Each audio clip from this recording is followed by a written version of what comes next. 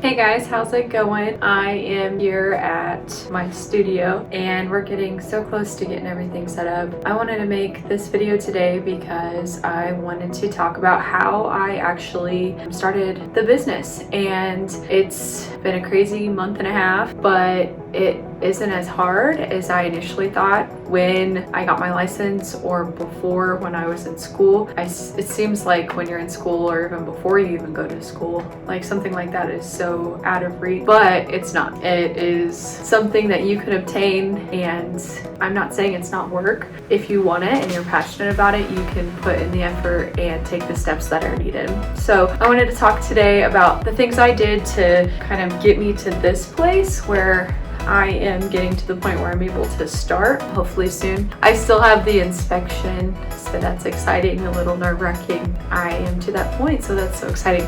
So the first thing I want to talk about is how to go about making sure that you have the right steps set in place through state board. So there's an application process. There's a fee as well in the state of Missouri. And on this application process, you have a few items that are guaranteed to be needed if you are wanting to rent a suite, if you're renting a room at someone's facility, which is what I'm technically doing. I'm technically an independent contractor. I am renting a room in a beauty parlor or slash salon. It's kind of technically a suite. It's an older house. It's actually pretty cool, but we all have separate rooms, so it's kind of like a suite. So you will need your business license. You will need to register your fictitious name as well, and you can do all of this online pretty easily. Well, the business license, I would recommend doing that at City Hall.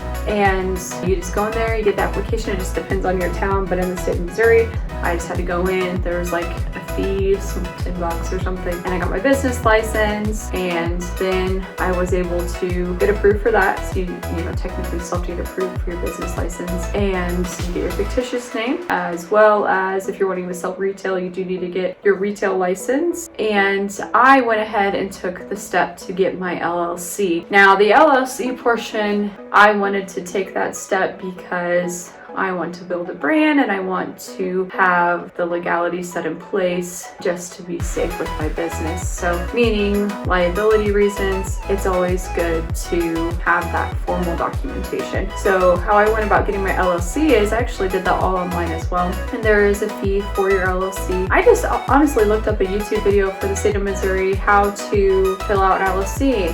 And I mean, you don't necessarily want to do that if you don't know really what you're doing. I would recommend getting a second opinion because there's some questions on there that are a little tricky. You can always get the second opinion as well as call to make sure that you're filling the information out right. It was pretty quick for me. I got approved, I think the same day. You have to make sure that your name is not taken by anybody else in the state. So luckily the one that I wanted was available, and then I was able to get the LLC. So you don't have to have that to be approved by state board, but that is something that I wanted personally. So I took those steps. You have to have a layout of the facility you're in, the whole facility. You have to label the dimensions of your room itself on the layout, front and back door, bathroom for public access. And if you have any questions, state board will help you. You can call them too. Business license, layout, fictitious name. We'll all list them down below to help you out there. So it wasn't too difficult to kind of obtain it. It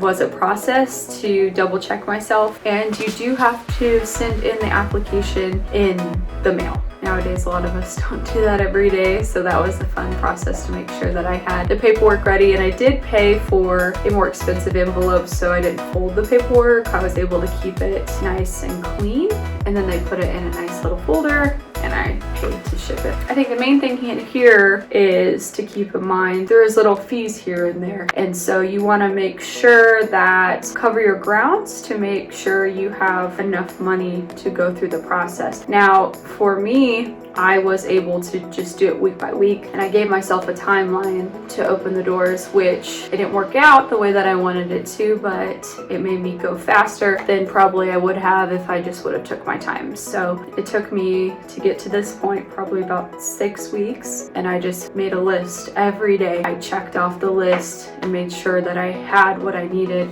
and I'm still making lists, and that's gonna be something that you do when you start your business, and you'll get into a routine, and I definitely haven't. But I'm excited to get to a point where it's more consistent, because the starting up process is a little bit here and there and having, you know, your T's crossed and your I's dotted. So we got to that point. So I turned in the application, and the funny thing, actually, they called and said I forgot to label the establishment of the business, which I was thinking, well, I'm running in a salon, so maybe they mean the actual establishment. No, they meant my name, which it's on like every other piece of paperwork that I sent to them, but I had to physically state that it was my business. So they said I could just email it. So that is what we're waiting on, and then I'll get the inspection. So that's really exciting. I don't want to make this video too long. I just wanted to talk about some basics that got me to this point. And it's kind of crazy because I passed my test, and this opportunity came about a week before I took my test. And I just said, you know what, I'm just gonna go in, I'm gonna talk to them. I'm not gonna rush anything. I want it to be a good fit, especially if I'm gonna be starting my own business. I mean, fresh after taking my test, that's a big step. It's not something that I wanted to do, because most of the time it's recommended to work for a company to gain that experience. It's okay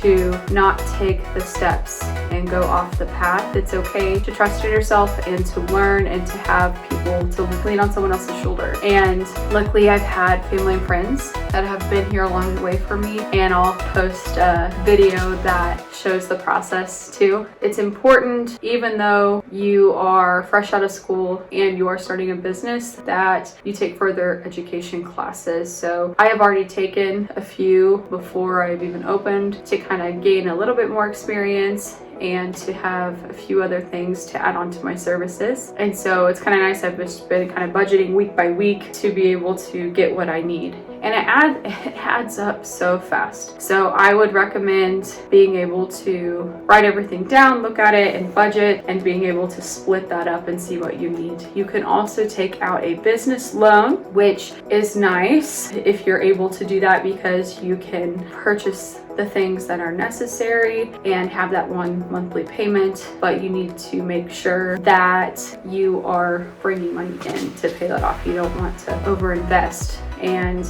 it's pretty easy to do, especially if you have credit cards and stuff like that. I would just recommend trying to budget and stay on the cheaper side and build yourself. So hopefully that'll be the case for me. So I'm excited to see where I go, and I'm excited to share this journey with you guys. I want to wrap this up, but if you guys have any questions, just let me know. I'll kind of go more in depth with the business side of things. I hope you guys have a great day.